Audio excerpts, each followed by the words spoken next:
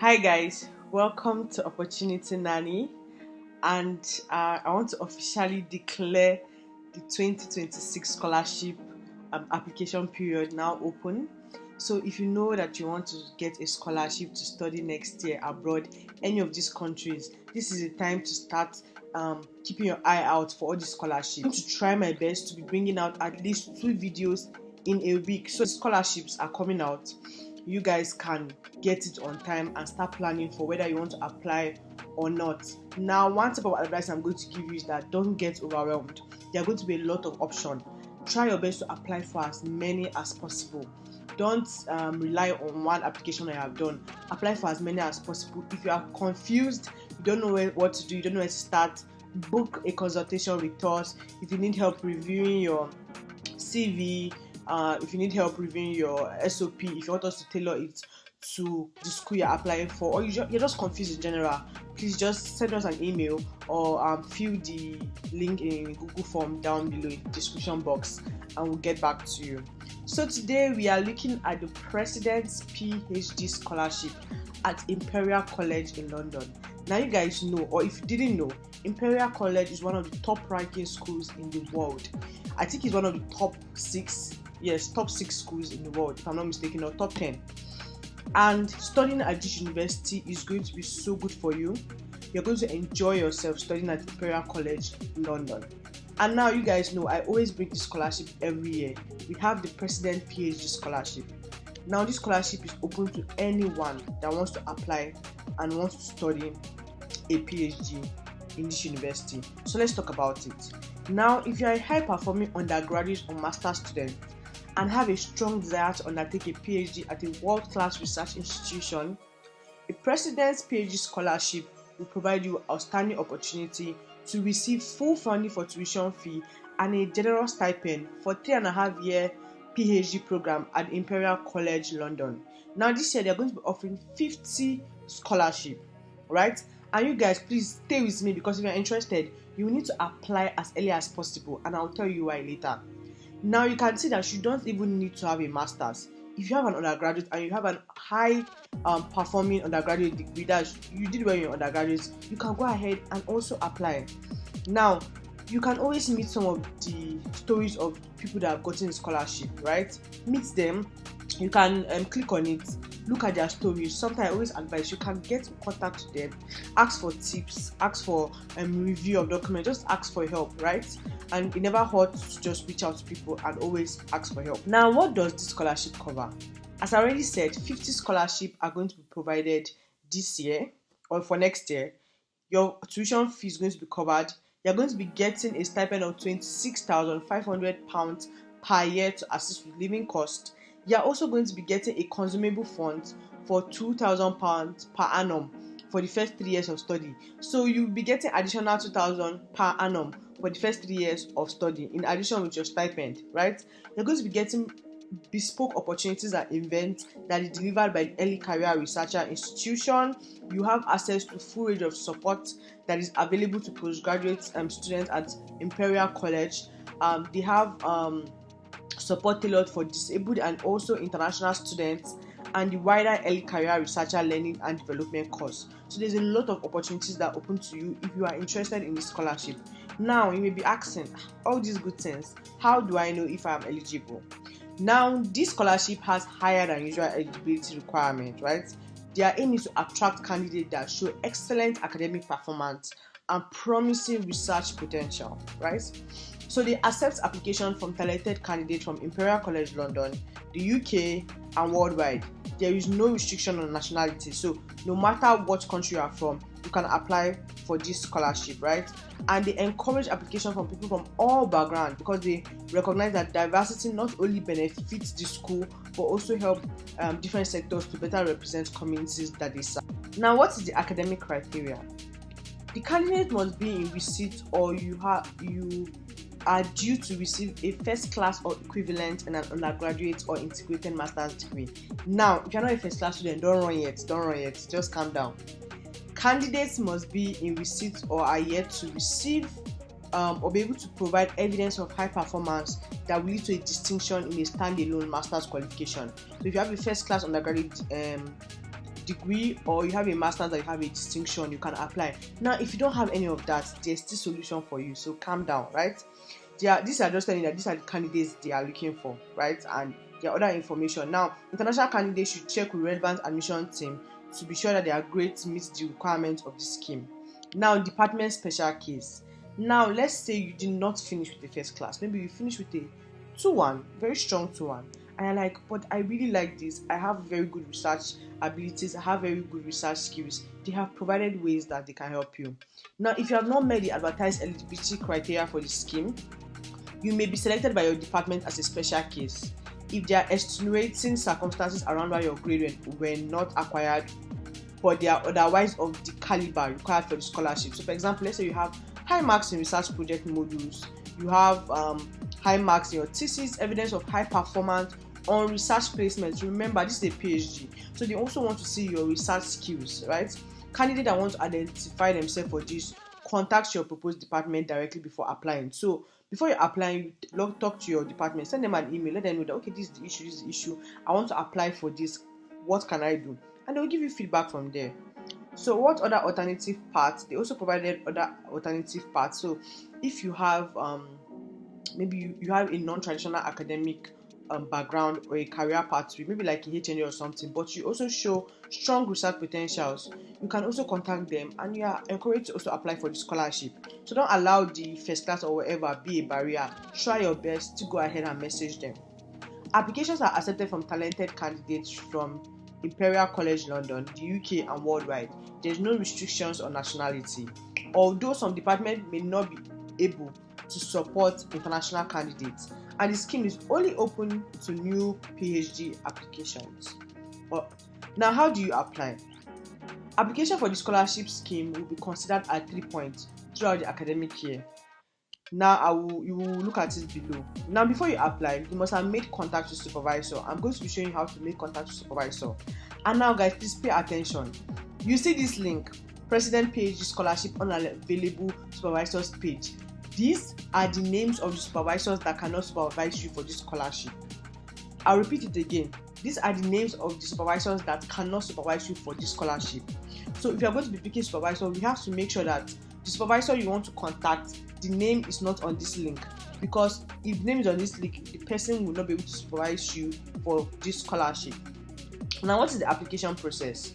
There isn't a specific scholarship application process. What you do is that once you submit your admission for a PhD program, there's a place where you tick for funding. You're going to be ticking the PhD President Scholarship. So that's what you're going to be ticking, right? And your department will also put you forward for the scholarship based on academic merit and potential. Now, what do we need to submit? Now, for the 2026-2027 academic year, the earliest date for funded places is 1st August 2026. So they are telling you that if you get the funding, the earliest time you can start is 1st August 2026. So if you're the one that wants to start in May or want to start in April next year, it's not possible. Go and look at my other scholarship in Australia. It's Australia that you can start in February or March if you want to go that early. But for them, you are going to be starting 1st August, and the latest time to start is 1st November 2026. Now, what supporting documents would we need? You have to submit a personal statement, and it should not be more than 2 pages. And the document should be structured like this. The first page should be a personal statement, motivations for applying for Imperial and the scholarship, and any other supporting information not included elsewhere on the form that you feel will enhance your application. The second page should be your research proposal. You may submit updated versions of this statement if required following application submission if your department shortlists you for the scholarship. So you are encouraged to write in first person. So your research proposal, you just put it on 1 page, but they may ask you to later submit updated version of this if they see fit, right? Or if you are shortlisted for the scholarship. Research proposal option under supporting document should be used to provide a more detailed document if your department requires. So that different departments have different requirements. So if your department still wants you to expand more on the research proposal that you put in the second page of the personal statement, you can expand more on that. Now, when prompted for the names of 2 academic referees, they need you to put someone that can provide academic reference in support of your application. like your personal tutor, someone that have tutored you personally, or your thesis supervisor. Don't include the proposed PhD supervisor as a part of your academic referees. So, for example, if you have already found a proposed PhD supervisor and the person has said he will supervise you, don't go and include his name as part of your referees. It's not allowed. Now, you are going to share. Please make sure you check out this guidance. You are expected to share this guidance with your two referees because they will need to follow this instruction to be able to write a reference letter for you. In particular, they don't want them to use gender pronouns. So if they're writing a reference for you, it's going to be in the they or them language. They don't want to know what gender you are, maybe to avoid any bias that may come about by using gender pronouns. Now, to be considered for the President PhD Scholarship Scheme, as I said, you have to select it in the funding section when they ask you for additional question tab within the application fee. Now, I already told you that 50 scholarships are available and they will be reviewed by a two-step stage. The first step is if you meet the requirements, they will review your work. The department that you have submitted, that you applied to, will review it. Then the department will shortlist candidates that they will present to the college to the college selection panel for consideration. Then the final decision will be made by the college selection panel, and the members of the panel are the vice provost for research, director of graduate school. I don't think we need to know all these ones. So they will rank and score candidates in every department. Then they will make initial offers to the most promising candidates. So the second one is the college selection panel will make additional offers from a ring-fence strategic allocation for alternative pathways candidates. Now, candidates are assessed by faculties and college selection panel against the following criteria, just so you know how to present your document. The first is academic excellence. They want you to demonstrate good excellence in your past academic results, your transcript, your relative class position, award, distinction. They also want to see your research potential. So you can demonstrate it by what is your research experience to date. So have you done research? Have you attended a conference? Have you published anything? What is your research potential? Your interest in discovery, your research plan, and the potential contribution as described in your research proposal. That's very nice because when you're writing your research proposal, you have to tell what exactly your research is going to contribute. So they want to see the department statement, which also reflect on performance at interview. So you're going to have an interview, and your performance will also be taken into account, obviously. Now, successful candidates will receive written confirmation of their scholarship. Any offer of a PhD place will be conditional on the candidate receiving the predicted qualification. Applicant not selected for the scholarship will automatically be considered for a standard PhD. So what they mean is that if you not get scholarship, they will still consider you for PhD application. Now, when would you hear? Now, if you apply by 3rd November 2025, which I will advise you to apply early, because you know supervisors are a certain amount of supervises for this scholarship. So the sooner you get in contact with them, the sooner you can apply. And since there are 50 slots, it's better you apply early so that you'll be among the first people that they will select if they're going to be selecting you. So apply by 3rd November 2025 and you'll be notified 31st January 2026. If you apply by 12th January 2026, you will be notified 31st March 2026. And if you apply by 2nd March 2026, you'll be notified 31st March 2026. Now, let me now show you how to apply for your PhD program, because you need to do that before you can apply for scholarship. So let's get into it. So let's go to how to apply to see how we can apply for this. So once you click on the how to apply, we are going to come here. So we are going to see everything about the application process. So you can apply for up to 2 courses in an academic year. Let's choose a course. We'll look for how to find a supervisor, how to write research proposal, and there's also how to prepare for your interview. So you want to read this very well just to understand it. So let's go choose a course. How do we choose a course? So once you click on this link, we go to choose a course. Now remember, it's only PhD that they are funding, so we are going to PhD courses. Once you click on PhD courses, it's going to take you to this page, and you will see the faculties and the courses offered under every faculty. So look for the one you're interested in. Okay, which faculty am I interested in? I'm going to go and be clicking on bioengineering. So let's click on bioengineering. Once you click on bioengineering, it's going to take you to this page. Now in this page, you are going to see everything about doing a PhD in the Department of Bioengineering. You can check why Imperial Bioengineering, how do you apply, funding, other funding, because you want to check other funding if they are available. Don't just rely on the president's PhD funding. So once you click on how to apply, it's going to take us to this page. Now you see check the Imperial College entry requirements. So check the requirements. If you're interested in this, their own requirements will be there. Ensure that you meet the minimum entry criteria for research. Visit the research and academic staff pages of the bioengineering website to identify topic of interest and appropriate supervisors. So let's click on academic staff. We'll go and check that one later. Contact your chosen supervisor directly or to devise or discuss potential projects. I already have a template of the kind of message you can send to your supervisor on my community page, and if you still want to do it, you can always use format online, or even tell AI to draft a format for you. Not saying you should go and copy exactly what AI said though, but you can always use AI to your own advantage. Tell them to draft an email, and you can use the template of that and use it to see what you can send to supervisor. Now once you have contacted the supervisor to discuss potential projects, you can now make your official PhD application via the online application system. And now you can see that they said the research proposal attachment should be more of a cover letter or personal statement, and a maximum of 2 pages. In this document, discuss your motivation for undertaking the PhD, the broad field or research area in which you are interested, as well as how this aligns with your proposed supervisor.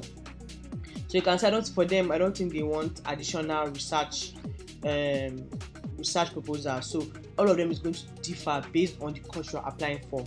Your proposed supervisor will then contact you to arrange for an interview, and after the interview, they will tell you if you have been offered a PhD position and or if they will be nominating you for funding if appropriate.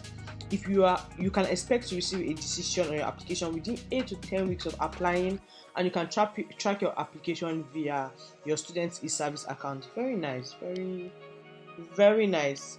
Now, so that's everything about the application steps. But let's go and check the academic page. So once you go to the academic page, now typically you can structure it according to faculties and departments or research groups, but we are looking at faculties and departments. So this is what it looks like. So remember we picked bioengineering, so we are going to click on bioengineering and wait for it to load. So once you are ready you click on A to Z of research group. Once you do that, it's going to take you to this page. Now this is under the Department of Bioengineering, because remember that was the course I picked. Under your own course, you also see something similar. Click on people. Once you click on people, it's going to take you to this page. Once you click on people, you are going to see this page under the Department of Bioengineering. Once you scroll down, you will see the people, the researchers, the professors that are working under the Department of Bioengineering. So now guys, remember, I told you earlier on that there is a list of supervisors that cannot supervise you for this scholarship. So what do? I look, okay, this Dr. Ben is an associate professor. Let me go and check him out. Let me click on his profile. Okay, I clicked on his profile, see his publication, see his research. I will look and see, is his research interest aligned with my own? You don't want to go and be doing your own research proposal. The topic is completely different from the research interest or the research area of your supervisor or of your proposed supervisor. You just look like you don't know what you are doing and you don't do your research and you're just casting your lot. You have to look, this person that I want to be my supervisor, I want to message, is his research interest aligned with my own? You can even cite his own publication in your research proposal. That will let you know that, okay, this person has done work, he knows what he's doing.